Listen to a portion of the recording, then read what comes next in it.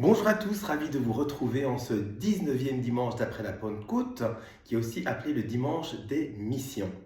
Et nous avons eu un très très beau sermon à l'église d'un prêtre qui avait une voix un peu chevrotante, il est vrai, mais je trouvais le contenu vraiment superbe. Alors, mon point aujourd'hui était de vous traiter du sujet que j'avais abordé la semaine dernière, qui était, demandons l'Esprit Saint. Demandons à Dieu de nous envoyer son Esprit Saint, afin qu'il agisse vraiment dans nos vies. Voilà, ça c'est ce que je vous disais la semaine dernière, pour que vraiment, oui, on soit comme Jésus et que nous appliquions la parole que Jésus a dite. Vous recevrez l'Esprit, puis vous guérirez les malades, vous prophétiserez, etc. Nous aurons donc comment appelle-t-on ça des charismes. Voilà, je ne revenais plus sur le mot, mais donc ce sont les charismes. Vivre selon les charismes de l'Esprit Saint. Et donc je le fais tous les jours, je vous l'avais dit depuis la semaine dernière, tous les jours je demande au bon Dieu, Seigneur Dieu, envoie-moi ton Esprit Saint, non par orgueil, en toute humilité je te le demande parce que tu m'as sommé de te le demander. Alors voilà, je te le demande. Et je fais ça tous les jours. Et le Seigneur dit, je donnerai l'Esprit Saint à tous ceux qui me le demandent. Plus aussi des épreuves. Ça, des épreuves, on en a tous les jours. Donc là, déjà, moi, j'en ai déjà bien eu. Donc, de ce côté-là, Seigneur, ça va. Maintenant, tu peux me donner ton Esprit Saint. Mais évidemment, le Seigneur me donne son Esprit Saint tous les jours. Alors, mon point est de vous dire, mais que m'a dit l'Esprit Saint? Comment a agi l'Esprit Saint dans ma vie depuis cette vidéo? Eh bien, il m'a dit 3 choses. En tout cas, j'ai expérimenté 3 choses. J'ai vraiment ressenti et compris. Alors vous allez me dire, ça coule de source de comprendre cette première chose-là, mais vraiment ressenti et compris que nous sommes sur terre en exil. Nous ne sommes pas dans notre destination finale, nous sommes en exil. Et c'est très important de le comprendre parce qu'on nous ment à ce sujet. Et on nous ment tous les jours à ce sujet. Tous les jours, vous entendez, on va devenir l'homme augmenté. On va avoir donc, comme je le disais la semaine dernière, une identité numérique. On va être couplé à la machine. On va avoir un accès illimité à l'intelligence artificielle, devenir plus intelligent, etc. Et vivre à jamais sur Terre. Et les plus riches sur la Terre, les milliardaires, c'est ce qu'ils veulent. Il y a même des rites, et je vais parler d'un rite bien spécifique plus tard dans cette vidéo, mais il y a un rite qui existe pour passer d'un être à un autre. Voilà, les sommités de ce monde, les élites mondiales, c'est ce qu'ils essayent de faire ou c'est ce qu'ils font. Bon. Mais c'est un leurre et c'est un mensonge. Dieu nous a mis sur terre en exil. Et nous sommes donc finalement dans une espèce d'examen de passage et d'examen de passage de l'amour. Tout ce que nous devons faire sur cette terre d'exil, c'est aimer.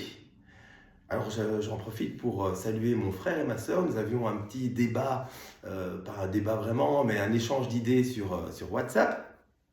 Et donc dans notre paroisse, nous avons eu un petit test sur le catéchisme qui était pour moi assez compliqué. C'était 50 questions. Moi, j'ai eu 28 sur 50, donc vous voyez que je ne suis pas une lumière encore. Les questions étaient assez complexes.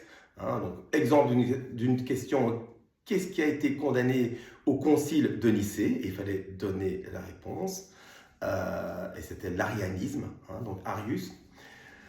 Donc toutes des questions quand même comme ça. Et alors, il y en avait des beaucoup plus simples, qui était le père de Saint Jean-Baptiste, donc ça c'est Zacharie, donc ça c'est facile. Mais puis il y avait des questions un peu plus compliquées, etc. Donc moi j'ai eu 28 sur 50, ma sœur a eu un moins bon résultat, et mon frère a eu un très très bon résultat, beaucoup plus que moi, 37 sur 50. Mais je veux dire, peu importe le résultat, c'est ce qu'il y a derrière qui comptait. Et ce qu'il y a derrière, c'est, apprenons de plus en plus à connaître notre Dieu. Ce qui est vrai, nous devons vraiment, vous qui êtes catholiques comme moi, baptisés, pratiquants, essayant de vivre les sacrements et vraiment de donner les souffrances à Jésus et d'avancer avec lui, nous devons connaître de mieux en mieux notre Dieu. Ça, c'est ce qu'il faut faire. D'un autre côté, ce que je disais, c'est que il y a eu plein de saints qui ne connaissaient rien au catéchisme, qui étaient analphabètes. Bernadette Soubirous était complètement analphabète, ne connaissait rien. Bon. ça n'a pas empêché d'être une sainte. Puis il y a eu beaucoup d'autres saints très simples, voire analphabètes. Les apôtres du Christ étaient eux-mêmes complètement limités. C'était des pêcheurs ou des collecteurs d'impôts, donc pas des métiers forcément intellectuels. Mais l'un n'empêche pas l'autre, il faut avoir les deux. Et donc je reviens à mon point. Nous sommes ici dans un examen d'amour. Quand nous mourrons, dit-on, le Seigneur nous demandera comment as-tu aimé. Et dans le livre de notre vie, quand il le lira, eh bien il reprendra tous les points où nous avons aimé ou pas. Et Satan, lui, dira tous les points où nous n'avons pas aimé, où nous nous sommes aimés d'abord nous-mêmes, mais pas notre frère et pas Dieu.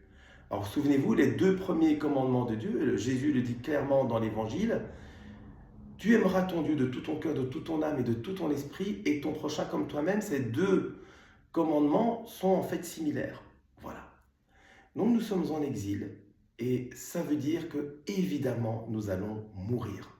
Et donc mourir n'est pas une mauvaise chose en soi. C'est la nature des choses. Pour rejoindre notre patrie, qui est le ciel. Notre patrie est le ciel, mais malheureusement, d'autres personnes que nous, pratiquants, catholiques, qui essayons de vivre, qui essayons de changer, etc., qui comptons sur la miséricorde divine, d'autres personnes s'en foutent complètement. Ils s'en foutent de Dieu, ils s'en foutent du prochain. Ils ne vivent que comme des petites monades pour eux-mêmes. Et donc là, il y a une autre destination. C'est difficile à le concevoir, c'est difficile à l'accepter, mais c'est l'enfer. Bon. Et j'en viens au deuxième point de ce que l'Esprit m'a révélé cette semaine. Et je n'étais pas du tout au courant de ça. Souvent, je voyais dans la rue des personnes avec un t-shirt représentant une tête de mort avec un voile au-dessus, qui me faisait beaucoup penser à la Vierge de Guadalupe. Bon. Il s'agit du culte de Santa Muerte. Je ne sais pas si vous avez entendu parler de ce culte de Santa Muerte, mais vous avez certainement entendu parler des prisonniers qui sont au San Salvador, dans des prisons de dingue, et qui sont tous tatoués comme des malades. Bon. Donc ce sont des gens qui faisaient partie de gangs, ou qui le font encore, quand ils sortiront, ils retourneront de là où ils sont venus, et qui ont donné leur vie à Santa Muerte qui n'est autre qu'un démon, le démon de la mort. Et comment ça fonctionne? En deux mots, je n'ai pas encore creusé complètement la question, mais je vais le faire la semaine qui arrive. En deux mots, c'est un démon auquel vous pouvez faire n'importe quelle offrande et qui, en échange de votre offrande, va vous protéger, va vous donner évidemment des choses, de l'argent, de la richesse, de la gloire, mais aussi vous devrez lui donner les choses qu'il demande. Et ça passe souvent par le meurtre et la mort. Santa Muerte, sainte mort, ou le saint de la mort. Okay. C'est d'abord apparu au Mexique et depuis très longtemps, en fait, les Incas faisaient des sacrifices humains à Santa Muerte, donc ils ouvraient le thorax de personnes encore vivantes, ils détachaient le cœur encore vivant et le mangeaient. Donc il y a aussi c'est aussi lié au cannibalisme. Cette espèce de, entre guillemets, religion ou rite se répand partout dans le monde et il y a des millions d'adeptes. Et si vous allez sur YouTube, moi j'ai fait l'expérience, j'ai tapé Santa Muerte sur YouTube et je suis tombé sur plein de vidéos, je suis devenu dévot de Santa Muerte dans ma vie, Santa Muerte c'est cool, etc. Bon. Ces gens-là, sans le savoir, sont perdus. Et on leur ment, encore une fois, on leur ment. Santa Muerte n'est pas cool. Santa Muerte est un démon et qui va les emmener en enfer. Voilà. À côté de Santa Muerte, il y a plein de choses occultes d'élite mondiale, que les élites mondiales pratiquent. Entre autres, vous êtes au courant, bien sûr, sacrifice d'enfants, traite d'êtres humains, pédophilie, tout ça est relié à un site occulte. Et évidemment, le premier rite occulte, c'est l'avortement lui-même, pratiqué par des personnes lambda. Et l'avortement, c'est la première offrande au dieu de la mort, qui est évidemment Satan. Voilà. Donc tout ça, il faut en être conscient, ce ne sont pas des blagues, et ce n'est pas à prendre à la légère, ça existe autour de nous. Je vais essayer de vous montrer une photo de Santa Muerte, parce que je l'avais prise ici, voilà, 2 petites secondes, j'espère que vous allez le voir. hop, et vous voyez que c'est vraiment semblable, c'est semblable à Marie de Guadalupe, sauf que ici c'est une tête de mort. Et voilà à qui nous offrons, ou ils offrent plutôt, parce que moi je ne le fais évidemment pas, eh bien des sacrifices. Ça peut être n'importe quoi. Une cigarette, dit un jeune homme. Moi j'ai offert une cigarette à Santa Muerte et j'ai été protégé alors que je faisais un casse dans un magasin, je volais des vêtements et la personne qui devait me ramener est partie, ben, j'ai été protégé par Santa Muerte, etc. etc. Voilà. Donc deuxième chose, donc, nous sommes en exil. De cet exil, cette terre, vallée de larmes, si vous connaissez un peu le Salve Regina, eh bien, vous verrez qu'il y a le terme vallée de larmes. Marie, protège-nous, nous qui sommes dans cette vallée de larmes. D'accord? Donc, nous sommes dans cette vallée de larmes que nous allons quitter, soit pour le ciel, pour l'éternité, soit pour l'enfer, pour l'éternité.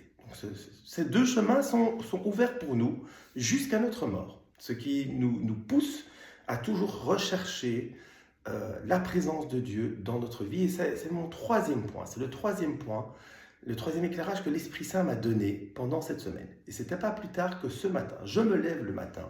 Je fais toujours le même rite. Je fais d'abord mes oraisons. Je me mets en connexion avec Dieu, etc.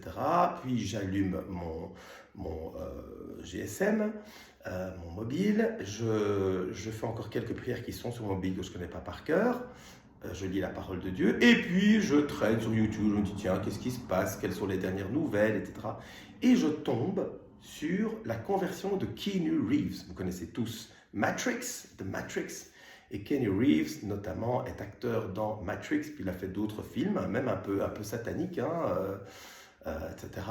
Demons Associates ou Lucifer Associates, je ne sais plus comment ça s'appelait. Et donc, il jouait dans ce type de film, et je me disais, bon, le gars, quand même, il est cool, mais il est loin. Je ne suis pas sûr qu'il soit croyant. Et là, c'est sa conversion. Il a 60 ans, et bon, il se pose plein de questions, et il s'est converti, en tout cas, au christianisme. Alors, est-ce qu'il est catholique? Je ne sais pas, mais en tout cas, il est chrétien. Et il finissait son témoignage en disant, écoutez, j'ai fait une prière extrêmement dangereuse. Alors, je me dis, quoi, c'est quoi cette prière dangereuse qu'il a faite?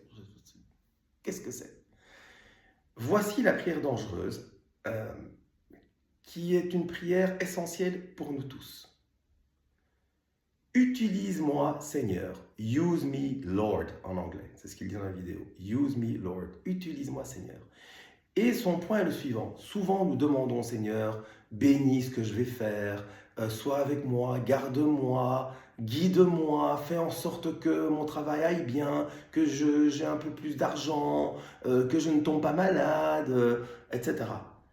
Et lui, il dit, bon, ce sont des prières, d'accord, mais la prière qu'il faut dire au Seigneur, c'est « Seigneur, utilise-moi ». Et moi, je le traduirais comme ceci, « Seigneur, fais de moi ce que tu veux ». Que veux-tu pour moi, Seigneur? Je suis disponible à faire ta volonté. Et vous voyez, je vous le disais, il y a des gens qui vont à la messe, qui prient, qui font plein de choses, qui ont fondé des hôpitaux, mais suivant leur volonté, suivant leur dessein, et sans se poser la question, est-ce le dessein du bon Dieu pour moi? Est-ce Jésus qui agit en moi pour sa gloire? Et c'est ça, en réalité. Et donc son point est le suivant, parce qu'il vieillit, il fait moins de films, il tombe un peu en désuétude, etc. Et puis il s'est mis en contact avec des personnes âgées qui déprimaient un peu. Moi maintenant je ne vaux plus rien, je m'éteins, je reste dans ma maison, j'ai plus rien à faire. Alors que le Seigneur, depuis notre prime enfance jusqu'à notre dernier jour, a toujours un plan pour nous.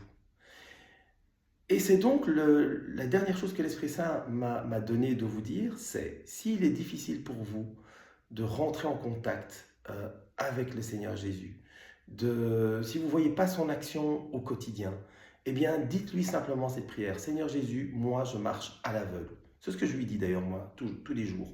Seigneur Jésus, je ne sais pas où je vais, je marche à l'aveugle, j'essaye de faire tout ce que tu me dis, je fais beaucoup d'erreurs dans ma vie. Mais voilà, je me convertis au jour le jour. Seigneur, montre-moi ce que je dois faire. Utilise-moi pour ta gloire et montre-le-moi. Eh bien, vous allez voir qu'au fur et à mesure, dans votre vie, les choses vont s'éclairer toutes seules. Et vous allez me dire, mais non, mais moi j'entends pas l'Esprit Saint qui me parle, moi j'entends pas que je vois pas que Dieu agit dans ma vie. Eh bien, chaque personne que vous rencontrez, chaque demande que vous recevez, chaque petit acte d'amour gratuit que vous pouvez faire, et c'est vraiment pas grand-chose, hein, des petites choses que vous pouvez faire dans le secret, pour Jésus et par amour, eh bien ça, c'est ça qui compte. Et vous allez voir que dans votre quotidien, ça peut être des petites choses, mais ça peut aussi être de grandes choses qui vont se développer pour vous. Mais ça, il faut simplement faire confiance à notre Seigneur, à notre Dieu, qu'il faut encore une fois apprendre à connaître de plus en plus. Et donc, je vous invite vraiment à lire le catéchisme de l'Église catholique. Moi qui suis maintenant plus tradit, j'ai demandé au prêtre ce matin en confession, mais je dois plus lire alors le catéchisme du Concile de Trente. Alors le prêtre m'a dit non, ça c'est plutôt pour les prêtres. Tu peux lire vraiment le catéchisme de Jean-Paul II, il est pas mal fait, il est très bien. Donc voilà, allez prendre un catéchisme de l'Église catholique, lisez-le, vous allez apprendre plein de choses. Alors, vous savez, apprendre sur notre Seigneur Jésus-Christ, ça peut être pas mal d'éléments. Hein. Donc déjà, il y a les Saintes Écritures, il y a l'Ancien Testament. Donc par exemple, moi, ce que je fais, c'est lire l'Ancien Testament pour au moins l'avoir lu une fois et en retirer certaines choses. Il y a des choses que je ne vais pas retenir, que mon frère, lui, en revanche, retient quasi normalement. Moi, tous ces noms, etc., c'est un peu compliqué, mais je retiens quand même pas mal de choses. Mais vous pouvez aussi lire les encycliques des papes, les bulles des papes, quels ont été les challenges dans l'Église. Vous pouvez, par exemple, simplement étudier les schismes. D'où vient le protestantisme, c'est quoi l'orthodoxie, quelle est la différence avec le catholicisme, etc. Donc il y a vraiment plein de choses à connaître. C'est quoi une indulgence plénière, quelle est la différence avec une confession. Donc plein de trucs que vous pouvez apprendre sur les sacrements, sur l'Église, sur le Seigneur lui-même, et puis le rechercher toujours dans votre être intérieur. Et je terminerai par ceci, faites grandir en vous l'homme intérieur. Et pourquoi le faire grandir en nous? Parce que nous sommes à l'image de Dieu. Et l'image de Dieu, bien sûr, c'est une image extérieure, mais c'est aussi beaucoup de choses à l'intérieur de lui. Voilà, des bienfaits qu'il a, des dons, des principes qui composent notre Dieu et que nous pouvons connaître, comme la miséricorde, l'amour, la lumière, la vérité, etc. Essayons vraiment de rechercher tout cela. Je vous souhaite un excellent week-end, parce qu'on a encore le week-end, dimanche, donc une très bonne fin de week-end. Et puis je vous dis à la semaine prochaine.